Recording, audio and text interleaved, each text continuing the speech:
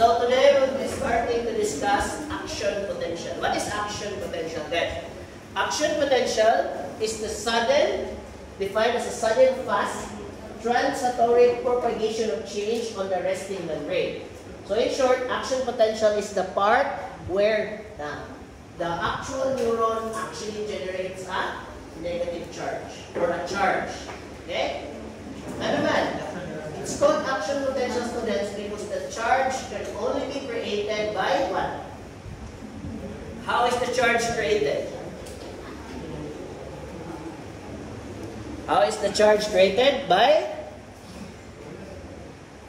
It is created by the sudden change in the properties of the cell membrane as a result of ionic movement or the movement of ions. The movement of ions is the reason why charges are generated. During that period where ions are moving, that is called your action potential stage. Okay? So it works like this, students. First, it starts as resting membrane potential. Then the sudden change in the cell membrane permeability results in the movement of ions. That is called your action potential. Okay? And later on, after the action potential is done, that will result in refractory period. What's it to? Resting membrane, action potential, then refractory. And in between the action and resting membrane is what you call the graded one or graded potential. Okay? Wala? Okay. Don't worry. Ako na i-explain na. Okay? So it's a combination of both physics, chemistry, and ito yung na-learn about transport. Okay? Yes! That's so awesome, right? So neurons function by establishing communications mediated by electrical and chemical needs. So it is actually a biochemical process. Thus, the excitability of neurons, by the way, what is excitability? Later you will know. The excitability of a neuron and their ability to propagate electrical signals are one of the most prominent features of the nervous system. The relatively static membrane potential of an active cell is called the resting membrane potential. It reflects the selective ionic permeability of the plasma membrane maintained at the expense of continuous basal metabolism. Remember what I said? Take note of continuous basal metabolism. It only sounds like it is resting. But in actuality, in order for a neuron to enter the resting membrane potential or to be in a resting membrane potential requires continuous basal energy. Yes, basal energy, meaning if a neuron wants to stay at resting membrane potential, he will use up a lot of ATP. Later, you will know what is the function of the ATP. Okay? Kira? About the red, Cora? Confused? Okay. The resting membrane potential plays a central role in excitability of the nerve. When a neuron or an inhibitory signal, the neuronal membrane generates or inhibitory graded membrane potential and transient changes in the resting membrane. So guys, ayaw lang sa ninyo 8? No, I will explain that when I draw something. Okay?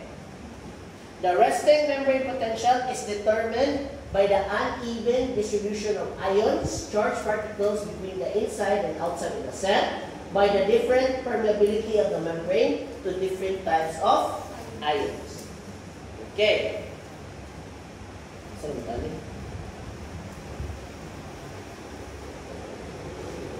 So the neuronal membrane, like other cell membrane, is made up of a bilipid layer and is not permeable to change or charge molecules.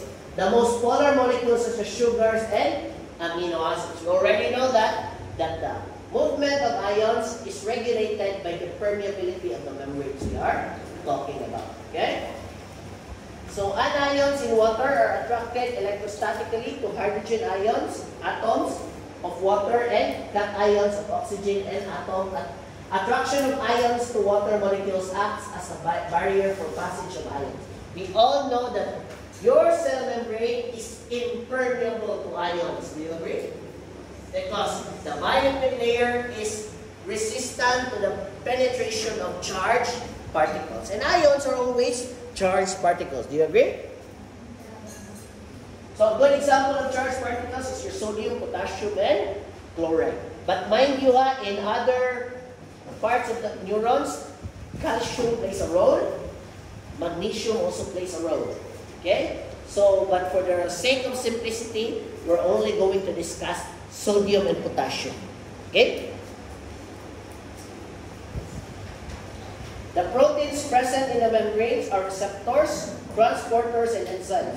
The selective permeability of the neural membrane reflects the presence of these ion channels. Since normally, charged particles cannot move freely in the cell membrane, it needs to utilize protein channels. Okay? Protein channels. Yay! These ion channels allow some ions to pass through the membrane in directions of their concentration and electrostatic gradient. The neuron has four main types of selective ions: sodium, potassium, calcium, and chloride. But for the sake of simplicity, we're only going to discuss sodium and potassium. Okay? So non-gated channels plays a role in maintaining the intracellular and extracellular ion concentrations.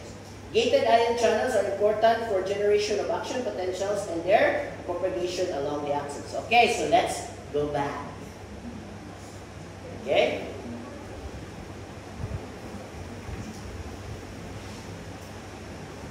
So students, tanawa ko diri.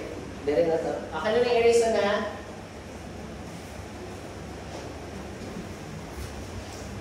Okay. So, normally students, this is your cell membrane, right?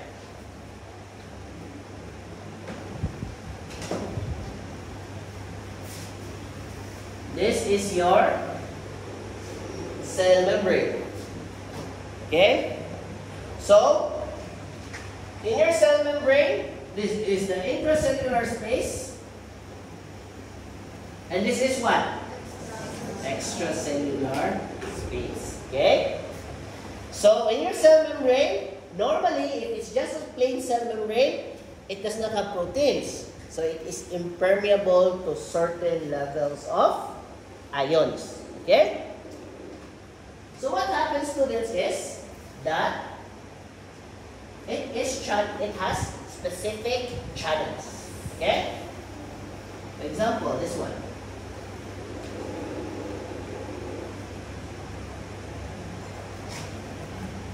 This is a potassium channel.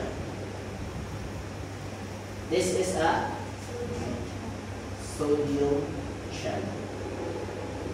Okay?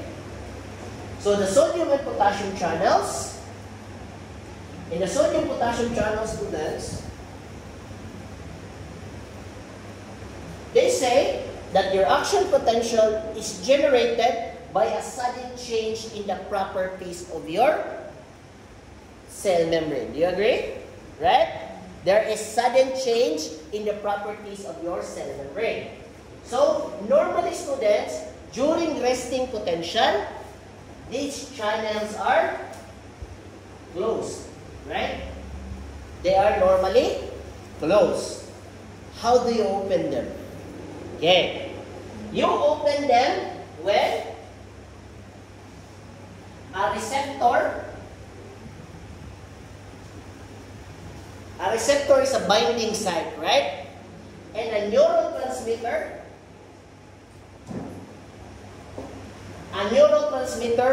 binds to our receptor site, what does it form? Ligands, right? It forms a ligand. What does the ligand do exactly? What does the ligand do? It changes the property of the whole cell membrane, right? Exactly what it does is it opens the sodium-potassium channel. Is that all? It opens the sodium and the potassium channels. Okay, so going back to your basic cellular physiology, normally, what ion is abundant here? Sodium, right?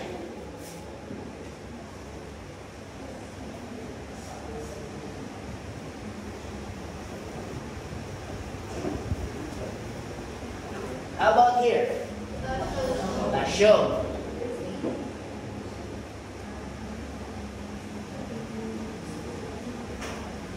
Potassium, right?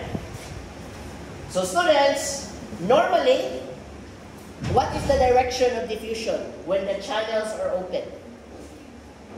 So, when we're talking about potassium, diffusion now, we're talking about diffusion.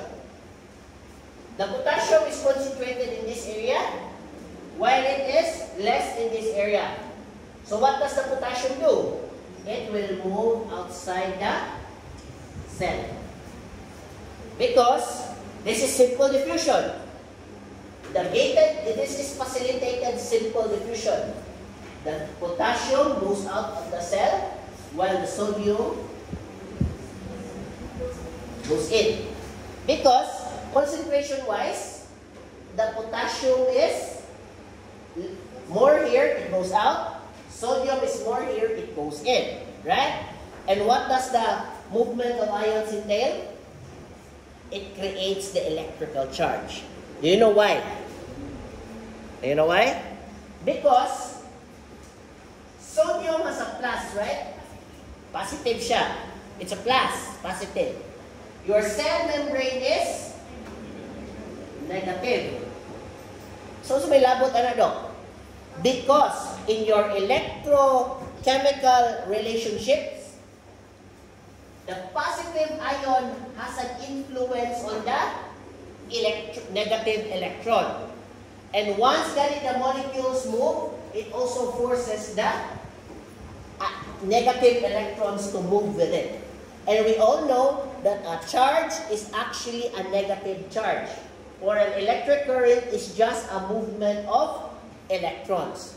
So literally, the electrons is borrowing some of the kinetic powers or kinetic energy of the ion. So because they are attracted to one another, when the ions moves, the negative charge will also move. And when enough ions are moved, an electric current is formed. Okay, did you follow? So, before the gates are open, that is what you call your resting membrane potential. Once it is open, it is called,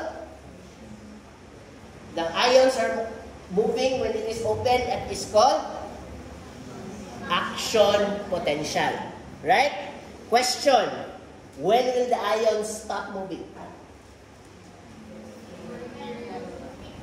Yes, very good. If they become equal. So example,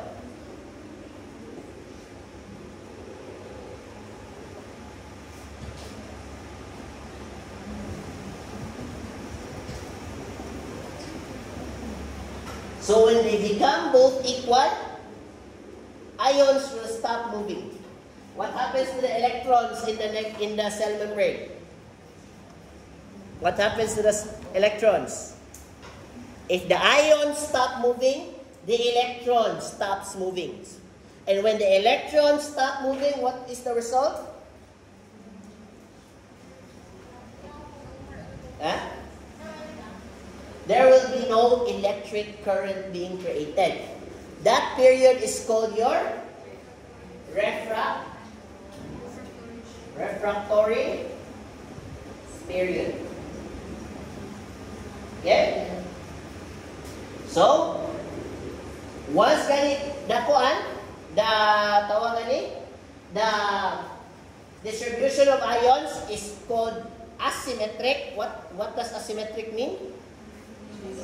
They are not equal, right? When the distribution of ions is not equal, that is called resting membrane potential. If it's not equal, it is asymmetric, that is resting membrane potential. How about if it becomes symmetric? It becomes symmetric. It's called the refractory period. Is that all? If it becomes symmetric, it is the refractory period. Question. How does the refractory period, how does it become resting? From refractory period to resting.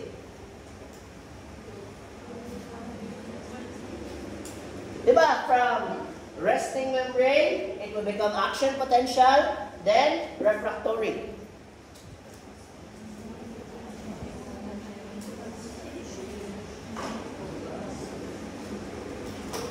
When does it become again? Diba? We're only talking about channels. Gated channels that open when the neurotransmitter is present. What happens though after? If it reaches refractory, the ions will become symmetric, right? The distribution becomes symmetric. Diffusion will stop. So, once it's in refractory period, the channels will begin to close again. Because there's no electrical change. They will close, and what happens?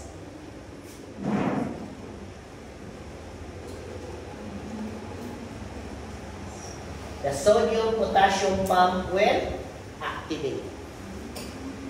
The sodium-potassium pump will activate. What does the sodium-potassium pump do? Diba? It will take out, since is the sodium-potassium pump active or passive? It is quite active. It uses ATP. So this is what I'm talking about.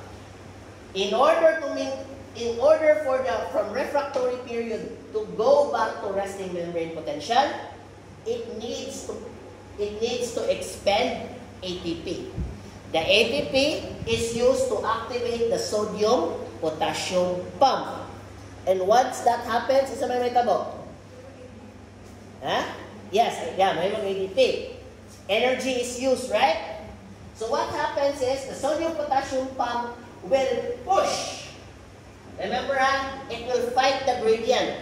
It will push the sodium back out.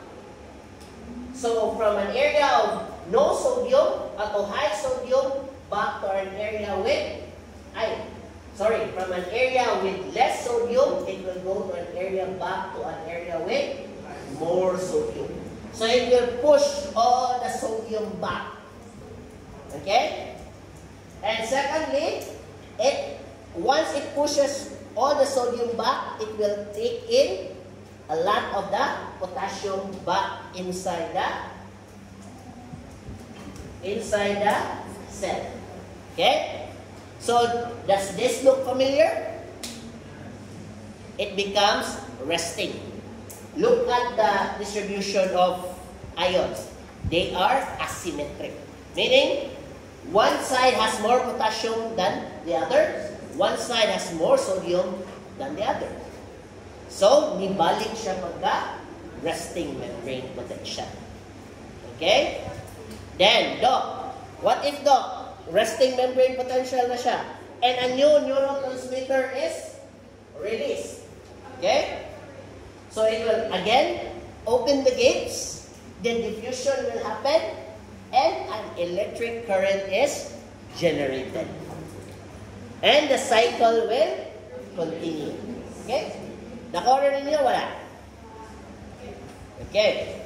So, what type of transport happens during action potential? What type of transport? Action potential. Passive. Passive basta action potential nga naman. They will just open. The movement of ions depends on the concentration gradient. Diba? During action potential, the current is generated due to the movement of ions based on their asymmetric gradient. Diba? The ions will try to move and become symmetric. Did you follow? How about during from refractory to resting membrane? What type of transport happens? Active transport. Okay, active transport because it uses the sodium-potassium ATPase pump. Okay, then that's it. Ano na siya? That's how the cycle will go on. Did you follow? Or do I need to explain it again one last time? Sige na, okay na. Nakakuha na mo sa likod. One. Abraham, kuha or you need time to sit on this. Okay, where did you get that concept, right? Why is the energy generated or the electric current generated? By the movement of ions. Okay? Ions will move, current is generated because of the attractive force of the sodium and the electrons. Okay? Literally, they will move around the cell membrane, exciting the negative charge of the cell membrane. Okay? So pa man? Na pa may questions? Nakuha rin niyo, wala? Guys, if you feel confused, feel free to ask me yan. Now, Miss Juan, where is the bara? Now, big. One way to know if a student understands, explain it in a simple way. Sige na. You don't have to be wrong, correct, but at least try. Miss Juan, Miss getting the bread. With free classes, courtesy of the department. Sige na, go. That's around basic lang. Just tell me what you understand, and I'll work from there.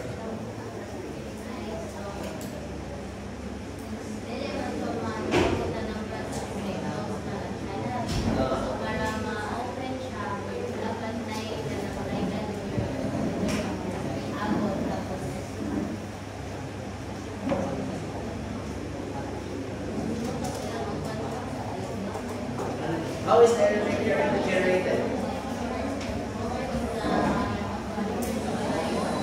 Okay, why are the ions moving?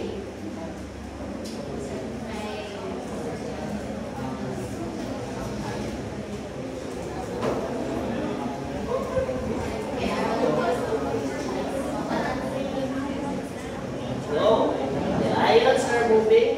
Listen, students. Why are the ions moving during action potential? Because they are doing diffusion. Remember, during action potential or during resting membrane potential,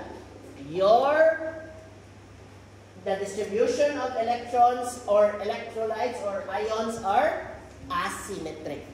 One side has more, one side has less.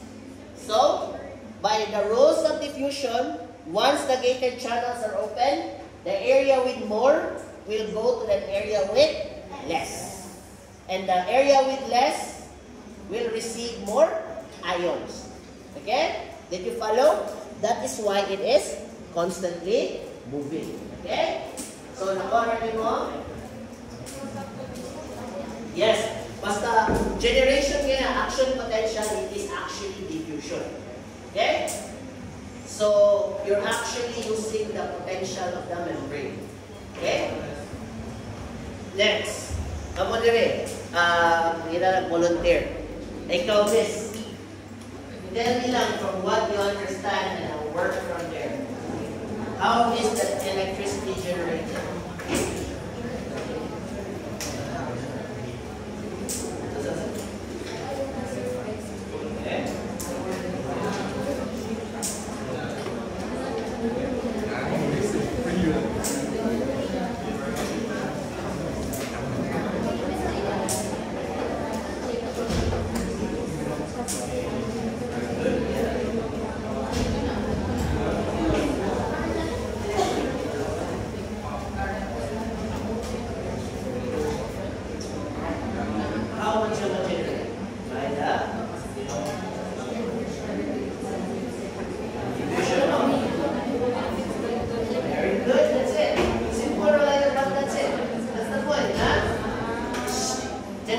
When does the diffusion stop? When they become balanced or they become symmetric. That's the principle around it. Okay? So, kamu dire, sagot mo, they explain now to me. How does this happen?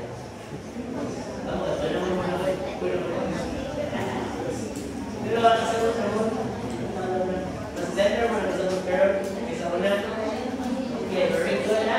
So there you go.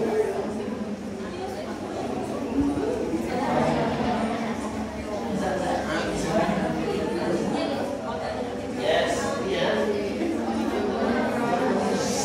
Dahil, ito kadungong buwan. Dahil classes. Go.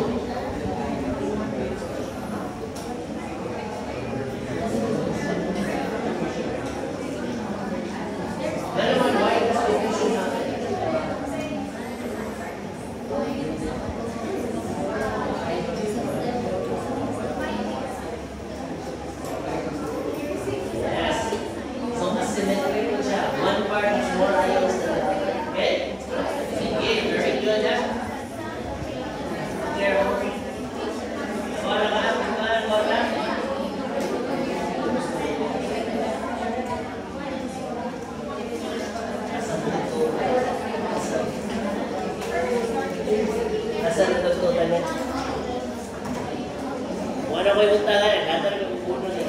Kasto. Secret.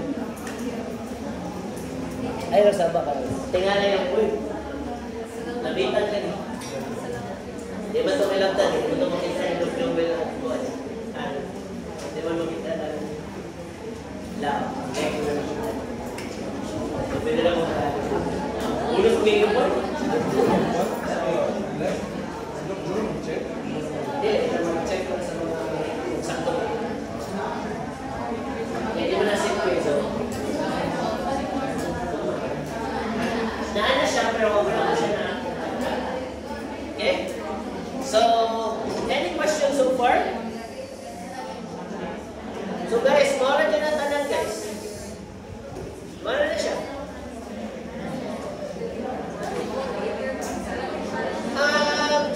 Listen, the voltmeter is just there to check how much the electrons are moving. By the way, asa man to ng electrons and it runs through the length of the cell membrane. Okay? That is why the electric current generated by your action potential only runs through the length of the cell. Okay? It does not jump to the other cell because they are not physically attached to one another. Huh? Okay, so what is siya? So this is a channel, this is a channel. Once the neurotransmitter is released, then it will try its best to become symmetric. Once it becomes symmetric, it influences the ions in order to move. Okay? That's it. Okay, so okay ba that? Yeah? Let's call it a day. Step down by